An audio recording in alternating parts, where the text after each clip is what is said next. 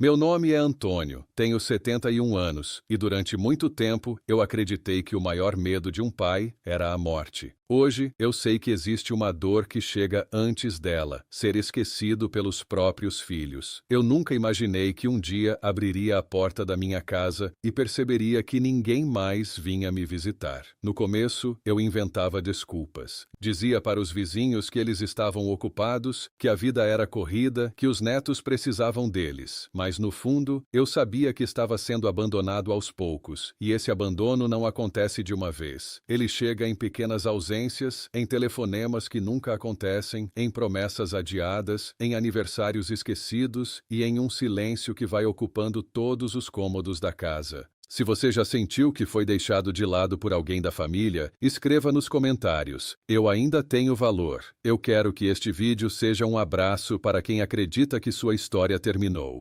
Eu trabalhei 43 anos da minha vida.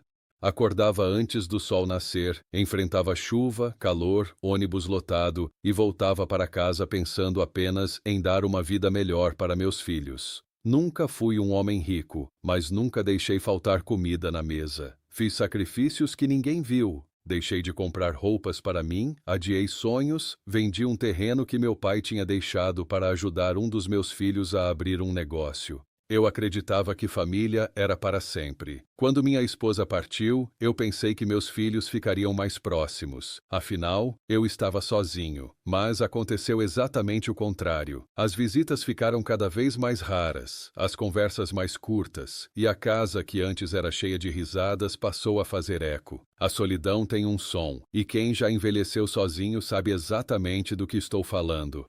No primeiro ano, eles ainda apareciam de vez em quando. Um vinha no Natal, outro no aniversário, outro dizia que passaria no domingo e cancelava no sábado à noite. Depois começaram a pedir favores. Um precisava de dinheiro emprestado, outro queria que eu assinasse um documento, outro perguntava se podia usar meu carro. Eu ajudava porque pai tem dificuldade de dizer não. A gente confunde amor com obrigação. E foi exatamente isso que me levou ao maior erro da minha vida. Eu continuei dando tudo, mesmo quando já não recebia quase nada em troca. Você acredita que muitos idosos confundem amor com obrigação? Conte sua opinião nos comentários, porque essa conversa pode abrir os olhos de muita gente. Com o passar do tempo, percebi que meus filhos só me procuravam quando precisavam de alguma coisa. Se eu ligasse para conversar, diziam que estavam ocupados. Se eu adoecia, mandavam uma mensagem perguntando se eu já tinha ido ao médico. Um dia caí no banheiro e fiquei quase 2 horas esperando conseguir alcançar o telefone. Liguei para o meu filho mais velho. Ele não atendeu. Liguei para minha filha. Ela respondeu 4 horas depois. Naquele dia, eu chorei como não chorava desde o enterro da minha esposa. Não pela queda, mas pela certeza de que eu estava sozinho. A dor física passou em alguns dias. A dor da alma ficou. Foi então que tomei uma decisão que mudou completamente a minha vida. Eu parei de esperar. Parece simples, mas não é. Durante anos, eu vivi esperando uma ligação, uma visita, um convite para almoçar, um abraço espontâneo. Quando parei de esperar, algo começou a mudar dentro de mim. Eu me matriculei em um grupo da terceira idade, comecei a caminhar na praça todas as manhãs, fiz amizade com pessoas que também carregavam suas próprias cicatrizes. Descobri que existem famílias que não são feitas apenas de sangue. Existem pessoas que chegam quando todos os outros foram embora. E isso me ensinou uma lição que eu gostaria de ter aprendido muito antes. Um dia, durante uma dessas caminhadas, conheci um senhor chamado Joaquim. Ele tinha 84 anos e morava sozinho havia mais de 10 anos. Nós nos tornamos amigos rapidamente. Começamos a tomar café juntos, conversar sobre a vida, lembrar das histórias antigas e rir de coisas simples. Depois conheci Dona Célia, uma viúva de 79 anos que organizava encontros para idosos da região. Aos poucos, minha agenda ficou cheia. Eu já não passava os dias olhando para o portão. Eu tinha compromissos, amigos, risadas e até planos. A solidão começou a perder força, e foi exatamente quando eu parei de implorar por atenção que algo inesperado aconteceu. Meus filhos voltaram a me procurar. No início, achei que era saudade. Eles começaram a ligar com mais frequência, perguntar como eu estava, oferecer ajuda, Um deles apareceu com presentes. Minha filha disse que queria passar mais tempo comigo. Eu confesso que meu coração se encheu de esperança. Talvez eles tivessem percebido o quanto eu sofria. Talvez estivessem arrependidos. Talvez Deus estivesse restaurando minha família. Mas a vida ainda tinha uma lição para me ensinar.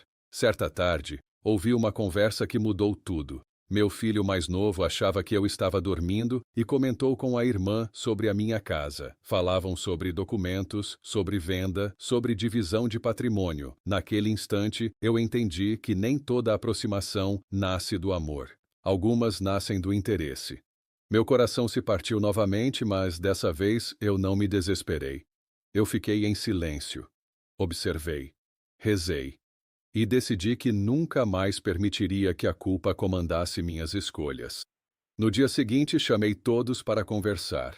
Sentei na sala onde minha esposa costumava fazer crochê e falei com calma. Disse que amava cada um deles, que sempre seria pai deles, mas que a minha vida não seria mais guiada pelo medo de ficar sozinho. Expliquei que a casa permaneceria em meu nome, que meu dinheiro seria administrado por mim, que eu ajudaria quando pudesse, mas não sacrificaria mais a minha paz. Eles ficaram surpresos. Um deles disse que eu estava sendo influenciado por outras pessoas. Outro disse que eu estava desconfiado demais, e eu respondi apenas uma frase. Quem passou anos sozinho aprende a reconhecer o valor da própria dignidade. Eles foram embora contrariados. Durante algumas semanas, quase não me ligaram. E pela primeira vez, isso não me destruiu. Eu continuei vivendo. Continuei encontrando meus amigos, participando das atividades, cuidando da minha saúde e redescobrindo quem eu era além do papel de pai.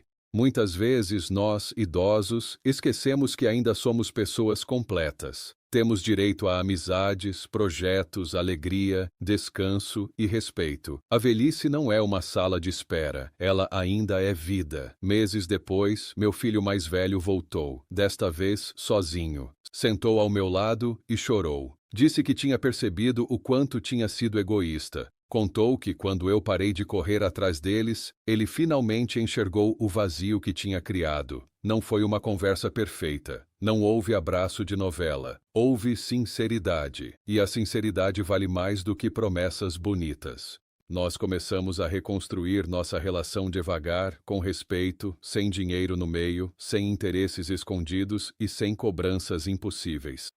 Hoje eu posso dizer que fui abandonado pelos meus filhos, mas isso não foi o fim da minha história. Foi o começo de uma transformação. O abandono me obrigou a olhar para mim mesmo. Eu descobri que minha felicidade não podia depender da presença de quem escolheu se afastar. Descobri que a paz é mais importante do que a aprovação. Descobri que o amor próprio também pode florescer depois dos 80 anos. E, principalmente, descobri que Deus nunca abandona quem foi abandonado pelas pessoas.